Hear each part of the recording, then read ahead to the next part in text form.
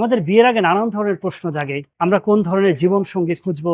তার সাথে আমার বয়সের গ্যাপটা কেমন হওয়া উচিত? কোন মানুষটিকে চয়েস করলে আমরা একটি সুন্দর সম্পর্কে যেতে পারি? একজন মানুষের সাথে আরেকজন মানুষের চিন্তা চেতনার মিল কতটুকু আছে সেটাকে কিভাবে জানা যেতে পারে? পরিবার থেকে যদি নানান ধরনের সমস্যা দেখা দেয় তাহলে সেগুলোকে কিভাবে হ্যান্ডেল করা উচিত? এই ধরনের প্রায় ৫৩ টি প্রশ্ন নিয়ে আমার বই তরুণ তরুণের জিজ্ঞাসা। আসসালামু আলাইকুম ওয়া রাহমাতুল্লাহি ওয়া বারাকাতুহু। প্রিয় পাঠক, আপনি কি জানেন ঢাকা শহরে প্রতি ৪০ মিনিটে একটি করে তালাকের ঘটনা ঘটছে? আমরা প্রত্যেকেই বিয়ে করে সুখী হতে চাই। একজন সুন্দর জীবনসঙ্গী খুঁজে পেতে চাই, যার সাথে আমরা সুন্দরভাবে জীবনযাপন করতে পারি।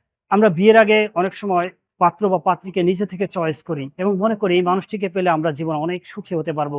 এমন ২-৪টি জীবন নয়, বরং হাজারটি জীবন এই মানুষের সাথে কাটিয়ে দেওয়া সম্ভব। কিন্তু বাস্তব জীবনে দেখা যায় আমরা সেই মানুষটির সাথে সুন্দর সুসম্পর্ক বজায় রেখে জীবন কাটাতে পারছে না।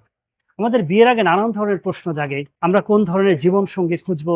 তার সাথে আমার বয়সের গ্যাপটা কেমন হওয়া উচিত? কোন মানুষটিকে চয়েস করলে আমরা একটি সুন্দর সম্পর্কে যেতে পারি? একজন মানুষের সাথে আরেকজন মানুষের চিন্তা চেতনার মিল কতটুকু আছে সেটাকে কিভাবে জানা যেতে পারে? পরিবার থেকে যদি নানান ধরনের সমস্যা দেখা দেয় তাহলে সেগুলোকে কিভাবে হ্যান্ডেল করা উচিত? এই ধরনের প্রায় ৫৩ টি প্রশ্ন নিয়ে আমার বই তরুণ তরুণের জিজ্ঞাসা।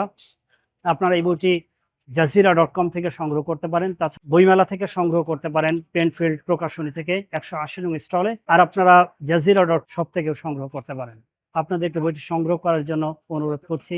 আসসালামু আলাইকুম ওয়া রাহমাতুল্লাহি ওয়া বারাকাতুহু।